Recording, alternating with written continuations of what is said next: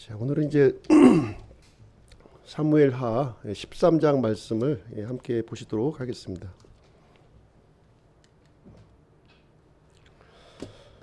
다윗의 그 통치 기간을 좀 이렇게 보시게 되면요, 사무엘하 5장 5절에 이제 기록이 되어 있는데요.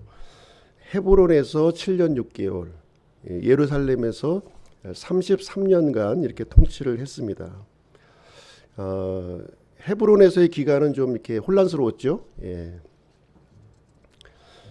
이제 예루살렘으로 이제 수도를 이제 옮기게 되었는데, 수도를 옮기면서 아주 그 다윗의 이 모습은 아주 뭐 승승장구하는 그런 모습을 이제 보였어요.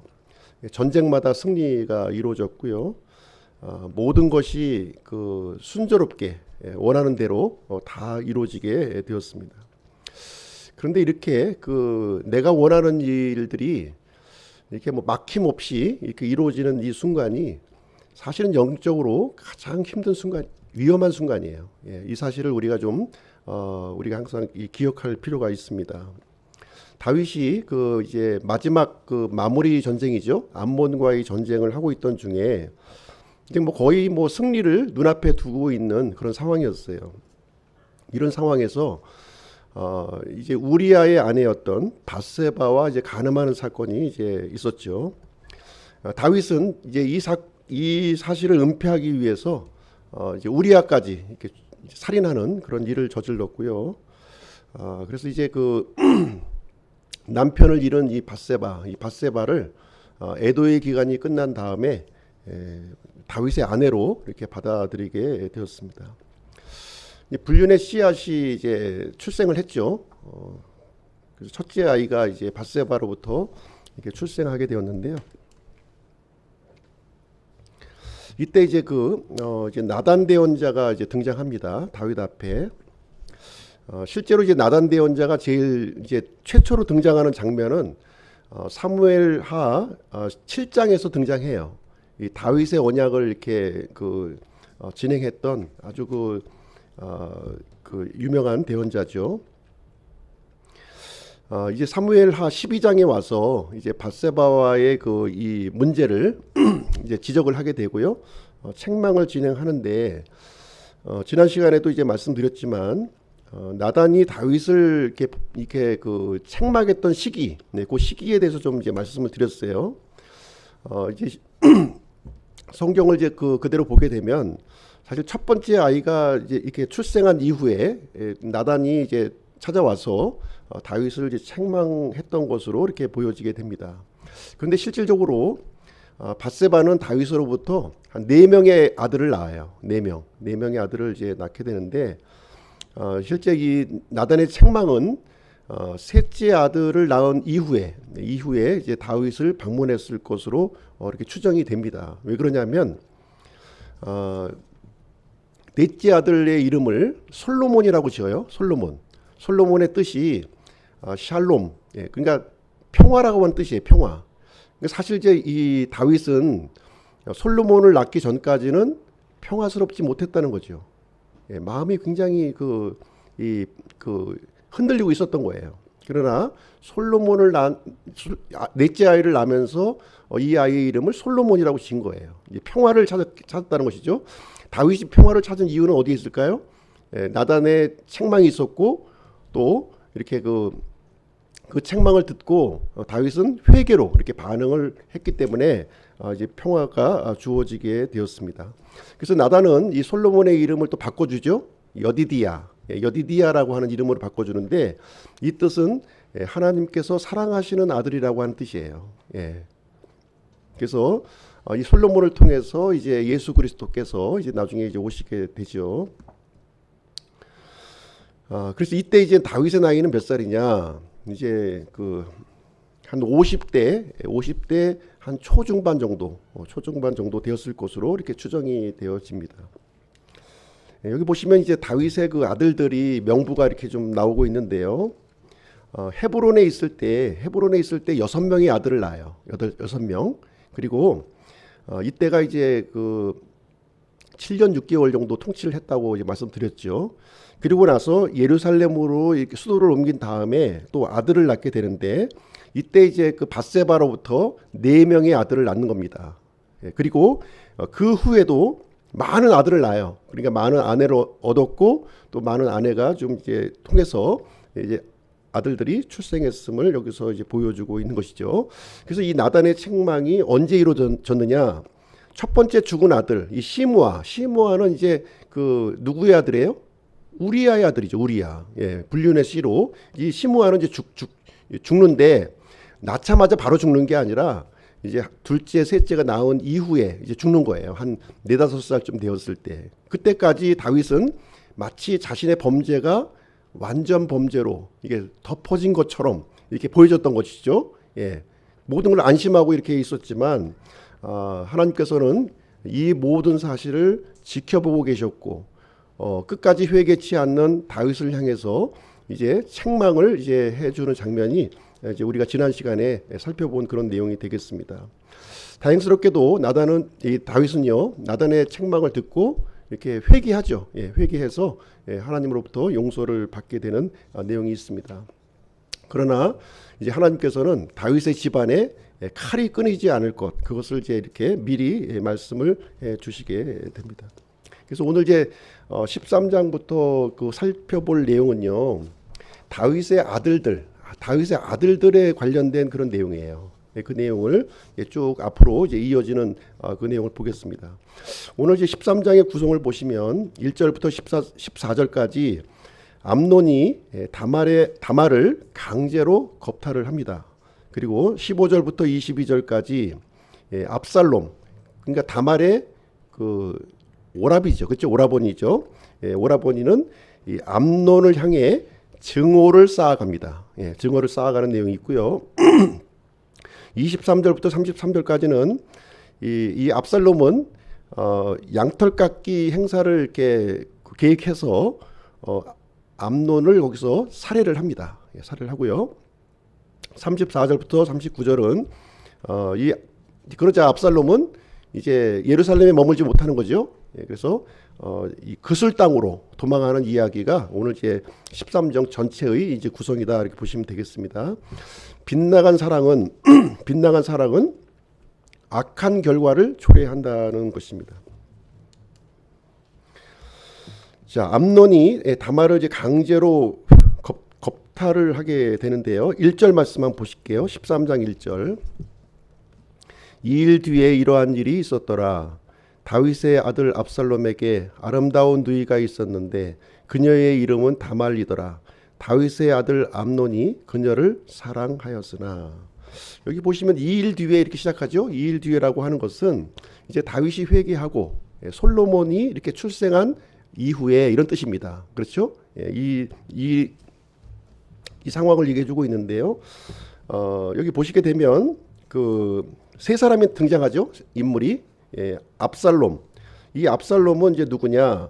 다윗의 셋째 아들이에요. 셋째 아들입니다. 마아가 이제 그수랑의 그 딸인 마아가를 통해서 이렇게 출생하게 되고요. 다말은 누구냐?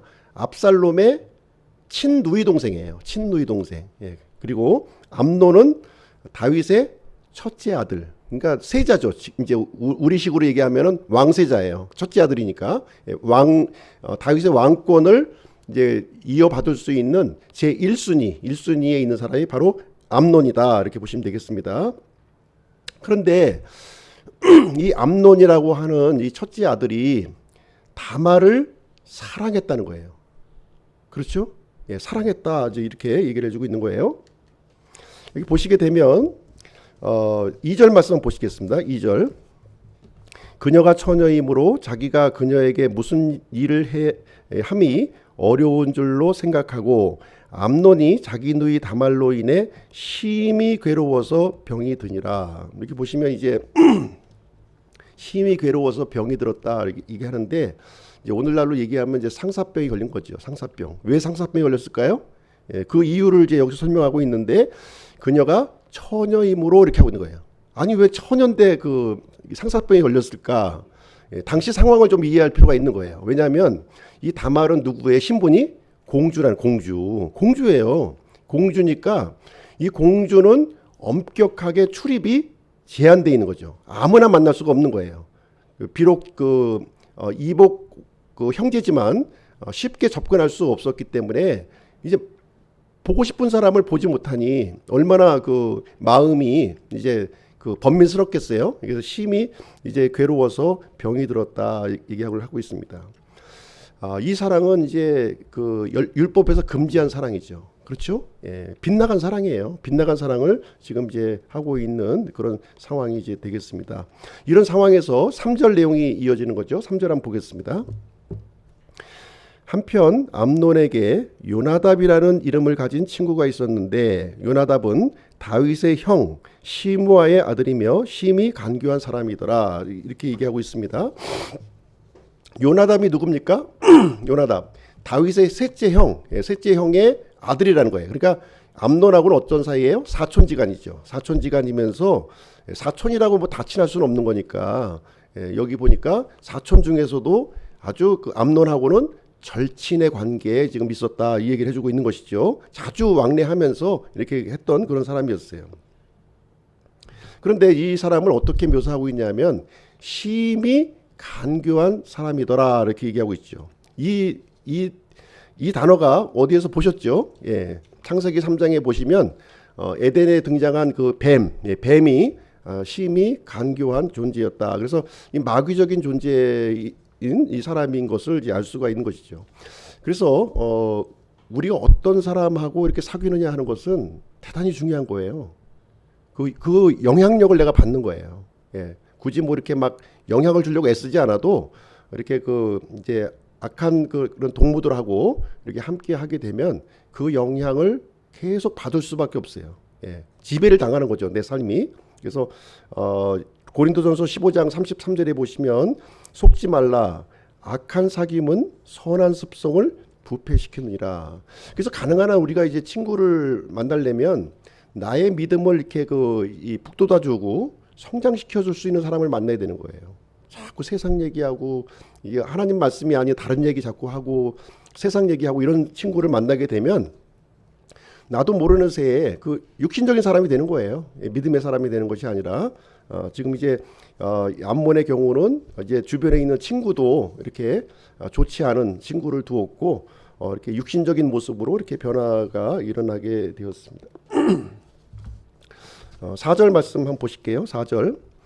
그가 암논에게 이르되 왕의 아들인 내가 어찌하여 날마다 여의어 가느냐 너는 내게 고하지 아니하겠느냐 하니 암논이 그에게 이르되 내가 내 동생 압살롬의 누이 다말을 사랑하노라 하매 이제 그 모습을 보니까 이제 뭐 굉장히 수척해지고 말수도 없고 이제 꿍꿍꿍꿍 아는 이제 모습이 보였던 거죠. 그러니까 이제 물어보니까 이제 그 속에 있던 그 마음을 이제 털어놓게 됩니다. 그래서 내 그 이복 누이 동생 다말을 내가 좋아한다 이런 얘기를 이제 하게 됩니다.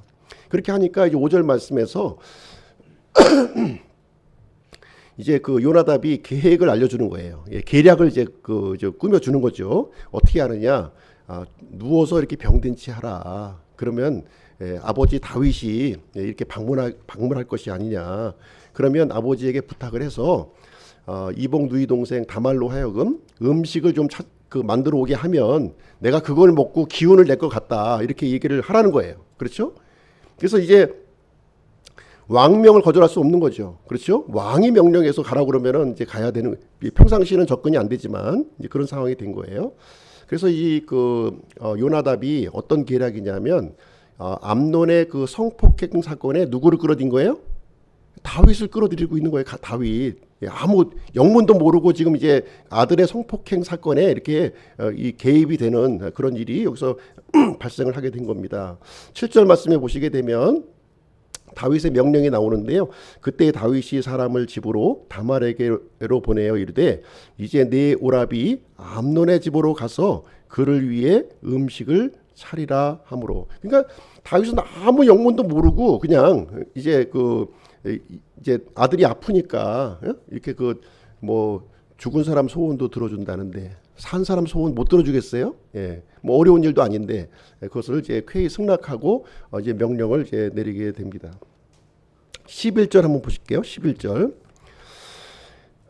그녀가 먹이려고 그것들을 그에게 가져갔을 때에 그가 그녀를 붙잡고 그녀에게 이르되 내 누이야 와서 나와 함께 눕자 하매. 그래서 이제 이 암논은 이제 그 둘만 있는 상황을 만드는 거예요. 둘만 있는 상황을 만들어 가지고서 이제 그 강제적으로 지금 이제 누이를 이제 겁탈하려고 하고 있는 것이죠.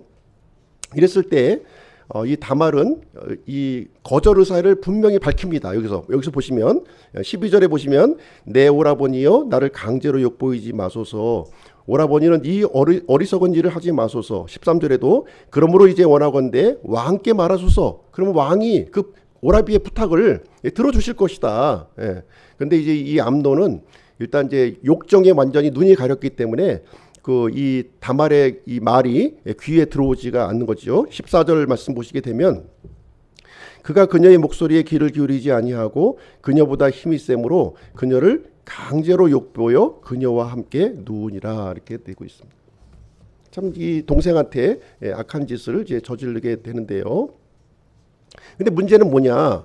이 암논은 이 잘못된 짓을 저질렀음에도 불구하고 책임을 지려고 하지 않는 거예요. 당연히 책임을 져야죠. 예.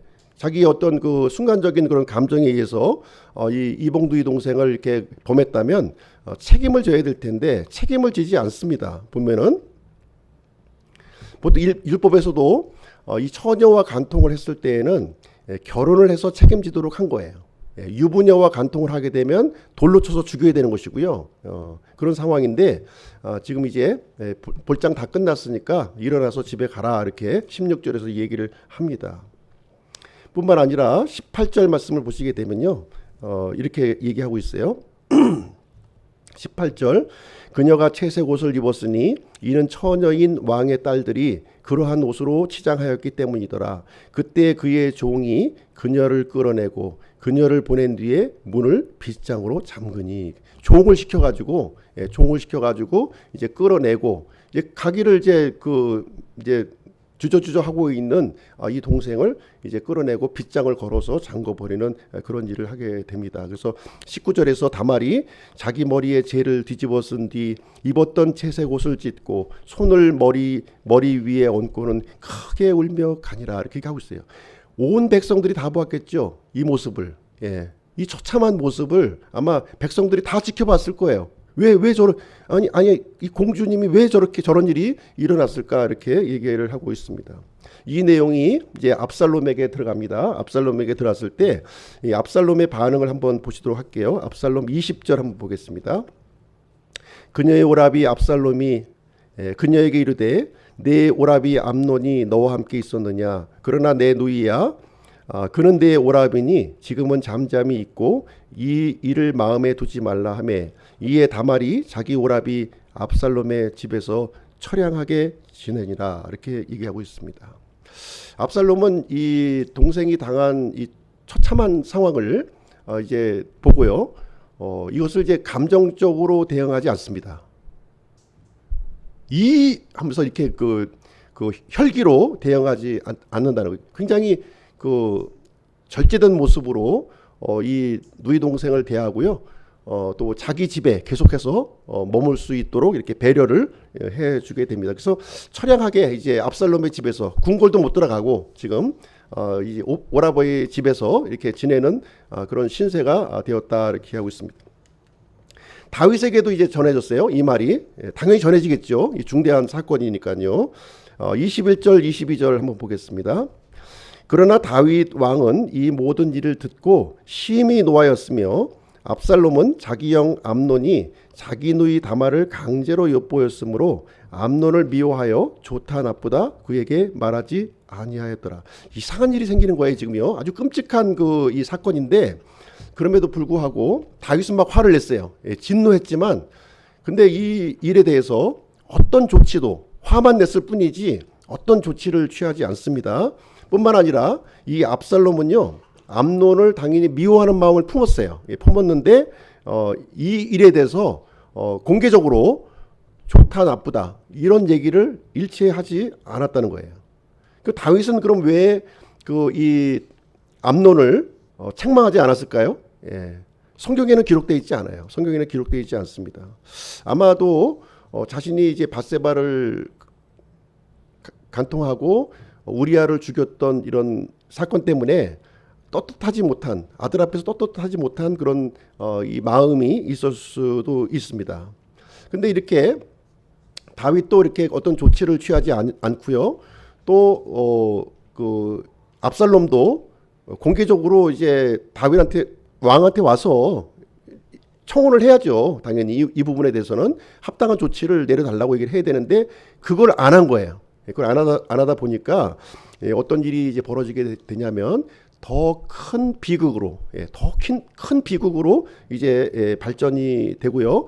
결국은 이 문제로 인해서 암논이 이제 죽임을 당하고 또 압살롬이 이렇게 반역을 일으키는 것까지 이렇게, 물론 직접적인 사건이 아니라 할지라도 어떤 이 동기는 되고 있는 거죠. 동기는 지금 되고 있는 상황이 되겠습니다. 그래서 결국 이제 압살롬은 이제 암논을 이제 죽이게 되는데요. 23절 한번 보실게요. 23절.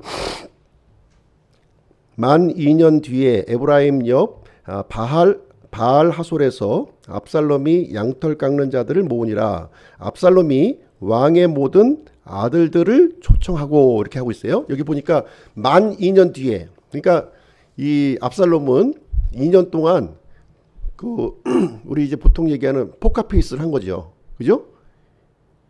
참 무섭죠. 그렇죠? 예. 전혀 내색을 하지 않으면서 그 마음 속에는 어떤 마음을 품었어요?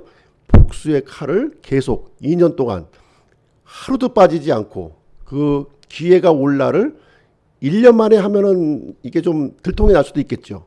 2년을 참으면서 이제 이 거사를 준비하는 거예요. 거사를. 예.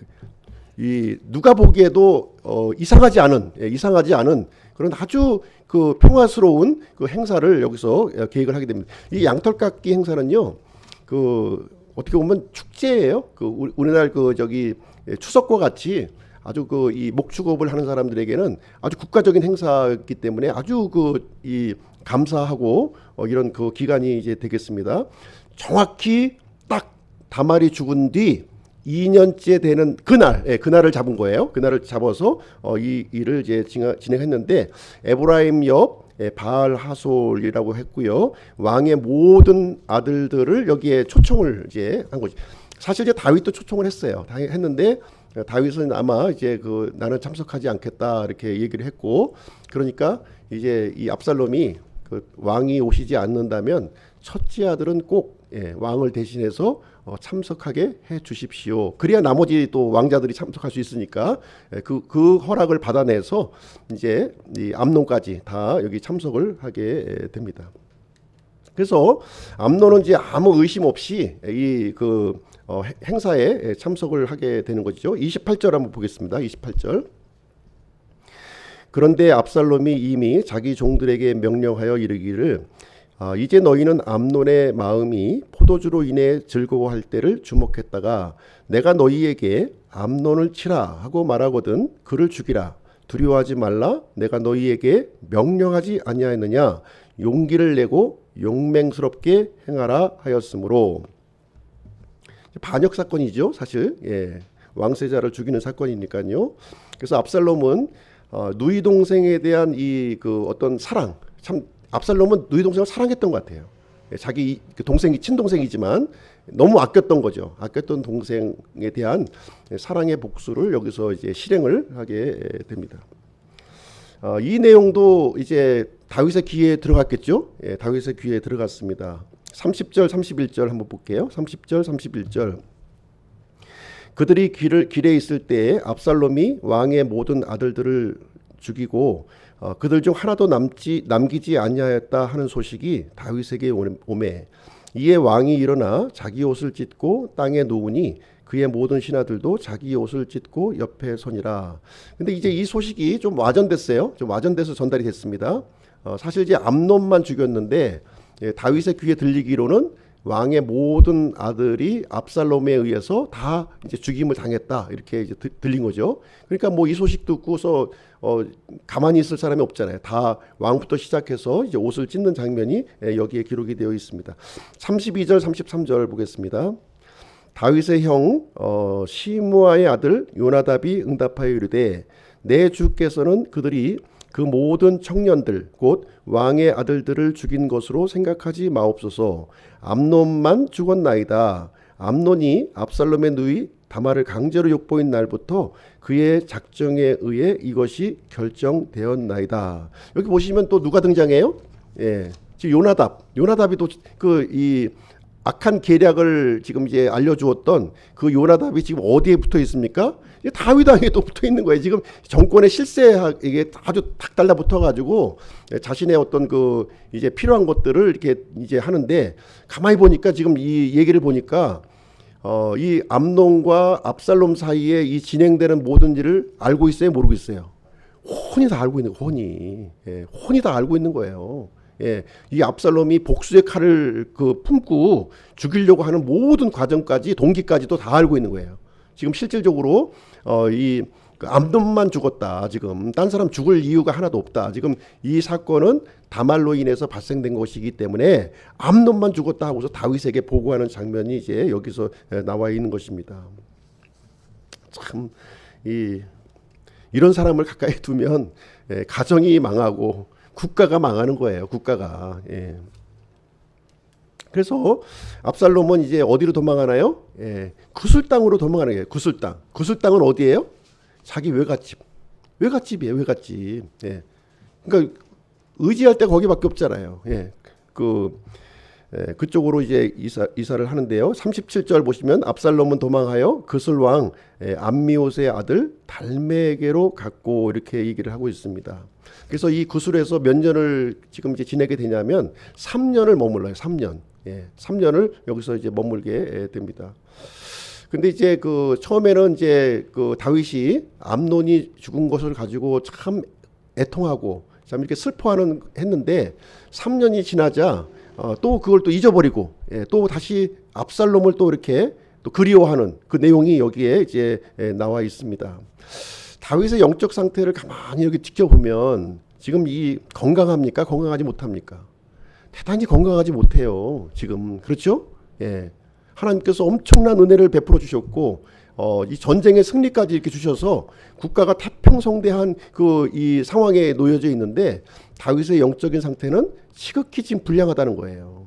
반면에 사울에게 막 쫓기고 광야에서 거처할 곳도 없이 쫓기는 그 산새와 같이 이렇게 막 있을 때는 다윗의 이 영성이 얼마나 뛰어났어요. 그렇죠? 시편도 기록하고 막 이렇게 했었는데 지금 모든 것이 풍요로운 이 상황에서는 어떤 모습이에요? 영적으로 완전히 바닥에 지금 떨어져 있는 모습을 우리는 보게 됩니다. 그래서 어떻게 보면 우리가 이렇게 참 건강하고 참 돈도 많이 부유하고 모든 게 평안하면 이것이 하나님의 복이겠거니 이렇게 생각을 하지만 실질적으로 우리가 영적으로 보았을 때는 이 다윗의 예를 보더라도 그것이 오히려 우리에게 독이 될 수 있구나. 예, 그런 그 건강한 거 집안에 아무 문제 없이 무탈하게 이렇게 막 이렇게 이 풀려져 나가는 이런 현상들이 실질적으로 내 영적으로는 나를 병들게 만들고 있구나 하는 것을 여기서 이제 볼 수가 있습니다. 그래서 이 압살롬은 바알 하솔에서 암논을 이렇게 죽였고요. 그 뒤로 그술 땅, 그 갈릴리 호수 옆쪽이죠. 옆쪽으로 도망을 해서 3년 동안 거기에 이제 머물게 되는 그 이야기가 오늘 이제 내용이 되겠습니다. 빗나간 사랑이 문제라는 거예요. 빗나간 사랑. 예. 암논은 이성에 대한 빗나간 애정을 갖고 있었어요. 그렇죠? 예. 사랑해서는 안 될 사람을 사랑한 것입니다. 그래서 이복 누이 동생을 강제로 겁탈을 하게 되었고요. 또 무책임하게 집에서 내쫓는 그런 일을 이제 저질렀습니다. 다윗의 경우는 또 이거 보시게 되면 아들에 대한 이 빗나간 부정이 또 있었다는 거예요. 부정, 아버지의 아버지의 사랑이 있었다는 거예요. 무조건 이 아들을 감싸고 잘못을 했어도 이렇게 화만 내는 것이 이렇게 올바른 행동은 아니라는 거죠. 여기에 대한 합당한 그 조치를 비록 세자지만 세자직을 빼든가 뭐 어떤 그 조치를 분명히 취했어야 되는데 그러한 조치를 취하지 않았습니다. 그리고 압살롬의 경우도 이 이제 그 누이 동생을 이렇게 참 아꼈지만 이것도 빗나간 형제 사랑의 모습이었다는 거예요. 그렇죠? 암논은요, 압살롬은 이 암논의 이 행동에 대해서 좋다 나쁘다 얘기를 안 한 거예요. 아니 다윗한테 가서 지금 이 부분에 대해서 분명히 형의 잘못을 좀 이렇게 명명백백하게 꾸짖어 달라 얘기를 했어야죠. 그냥 아무 일도 없는 것처럼 자기 속으로만 그 어떻게 보면 끌탕을 하다가 일을 저질러 버리는 그런 일이 생겨서 모든 사람들을 다 망하게 하는 그런 안타까운 일이 생기게 되었다는 것입니다. 사랑의 모델을 한번 보시면 구약에서 이 사랑은요, 레위기 19장 18절에 있는 것처럼 이웃을 내 자신과 같이 사랑하는 거예요. 이웃을 사랑하되 누구와 같이? 내 몸과 같이, 내 자신과 같이 사랑하라는 것이 구약의 이제 모델이 되겠습니다. 그러나 이 암논, 다윗, 압살롬은 여기서 다 지금 이제 벗어나 있는 거예요. 이 말씀에 다 벗어나 있는 그런 상황이 이제 되겠습니다. 암논은 빗나간 욕정을 이렇게 멈추었어야 되는 것이고요. 다윗은 잘못한 이 암논을 이렇게 책망을 했어야 하는 것입니다. 그리고 압살롬은 다윗에게 이 암논의 이 처벌을 강력하게 요구를 했어야 되는 것입니다. 이런 해결책을 이제 서로 찾지 않았던 것이죠. 신약의 그 사랑의 모델을 한번 보시게 되면요, 요한복음 13장 34절인데요. 내가 새 명령을 너희에게 주노니 너희는 서로 사랑하라. 내가 너희를 사랑한 것 같이 너희도 서로 사랑하라. 이렇게 하고 있습니다. 그래서 신약의 모델, 사랑에 대한 모델은 무엇이냐? 내가 너희를 사랑한 것 같이예요. 내가 너희를 사랑하고, 예수님께서 나를 사랑한 것 같이 그 분량만큼 다른 사람을 사랑하라는 거예요. 내가 예수님으로부터 많은 것을 받으셨습니까? 많이 베풀라는 거예요. 예수님으로부터 내가 적은 사랑을 받았습니까? 적은 사랑만큼 다른 사람에게 베풀라는 거예요. 이것이 신약 생활의 논리. 받지 않은 것을 이렇게 요구하지 않는다는 거예요. 신약의 사랑의 모델은 내가 아무것도 받지 않았는데 그것을 사랑을 하라고 그러지 않아요. 내가 받은 만큼, 예수 그리스도로부터 받은 만큼, 그 은혜 받은 만큼 이렇게 섬기고 희생하고 이타적으로 이렇게 살아야 할 것을 우리에게 말씀해 주고 있습니다. 그리고 이 신약 이 사랑의 모델은 일방적인 사랑이 아니에요. 서로 사랑입니다. 서로. 나만 사랑해줘가 아니에요. 서로 존중하고 서로 이해하고 서로 희생하고 그 모습을 가져야 된다는 거예요. 당신은 나한테 무조건 사랑해야 돼. 이게 아니에요. 당신은 나한테 무조건 나에게 순종해야 돼. 아니에요. 서로 순종하는 거예요. 서로. 나도 순종하고 상대방도 순종하고 이랬을 때 진정한 사랑이 이제 우리에게 형성이 된다는 것을 말씀을 드립니다. 자, 적용할 교훈 좀 몇 가지 좀 말씀드릴게요. 첫 번째는 좋으면 좋다, 나쁘면 나쁘다 말하라는 거예요. 절대로 끌탕하지 마세요. 이거를.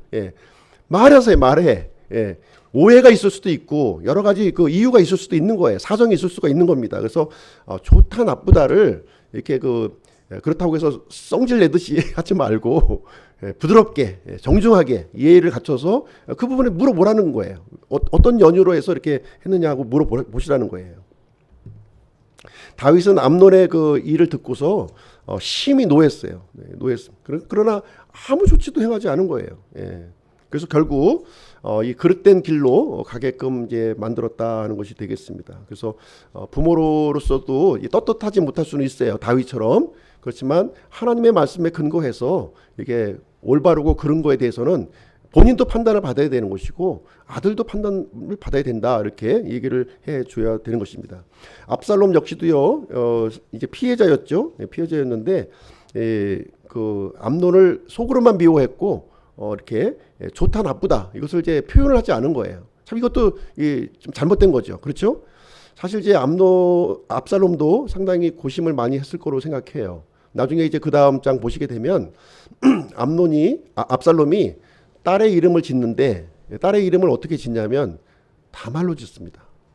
이 내용으로 보았을 때 아마 다말이 죽지 않았을까 하는 생각이 들어요. 참 이 처량하게 자기 집으로 이렇게 그 몹쓸 짓을 당하고 와서 정상적인 삶을 살 수 있겠어요? 예, 밖엔들 나갈 수가 있어요? 예, 이런 상황에서 아마 이 그 비참한 게 이렇게 생을 마감했을 것으로 이렇게 추정은 돼요.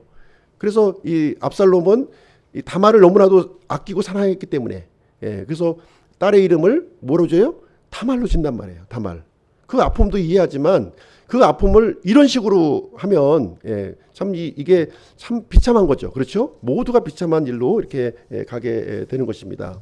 그래서 두 번째 우리가 생각할 교훈은 무엇이냐면 분노를 쌓아두지 말라는 거예요. 분노를 좀 쌓아두지 말라.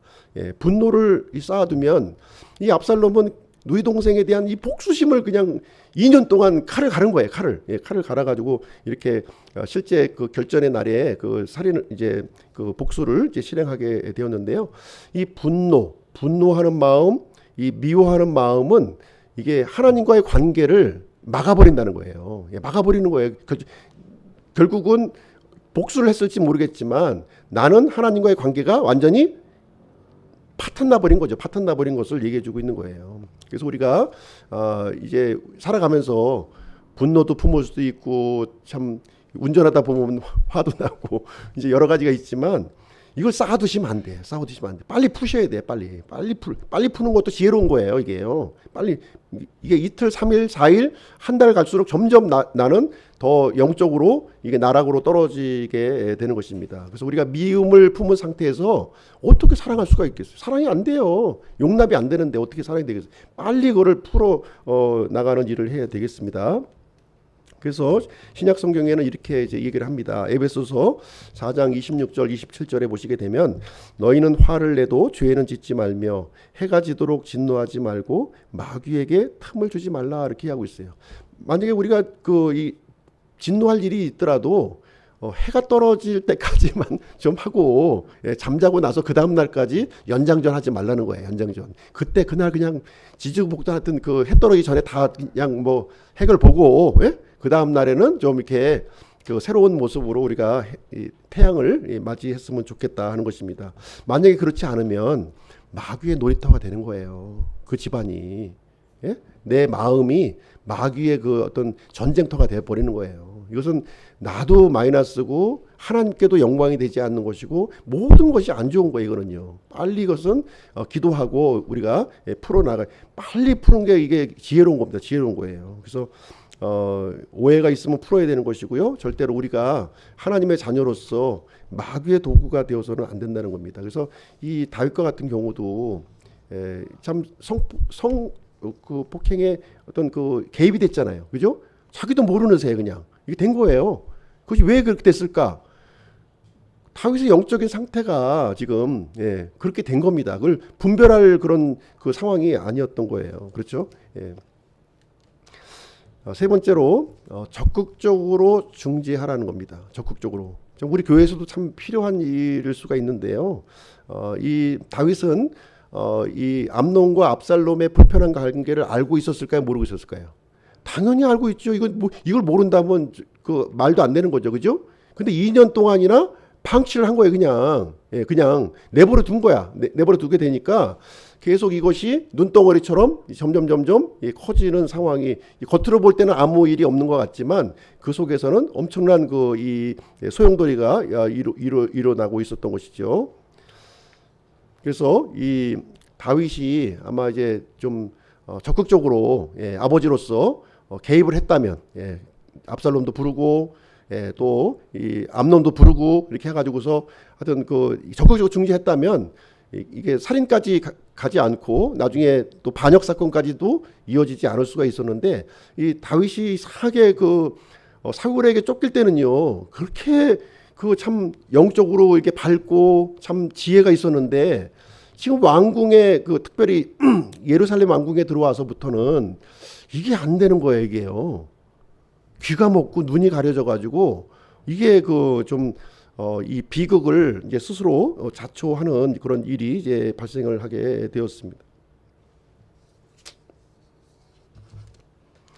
예수님은 화평의 중재자시죠. 그렇죠? 우리는 하나님의 원수였고 하나님의 이 대적이었어요. 그래서 예수님께서는 적극적으로 자신이 희생하시면서 그 중재해 주신 거예요. 그냥 말로 이게 화해하세요 하는 것이 아니라 자신의 몸을 피로 이렇게 죽음을 내어 주면서 하나님과 이 사람과의 관계를 이 회복할 수 없는 이 관계를 회복해 주시는 그러한 일을 해 주시게 되었습니다.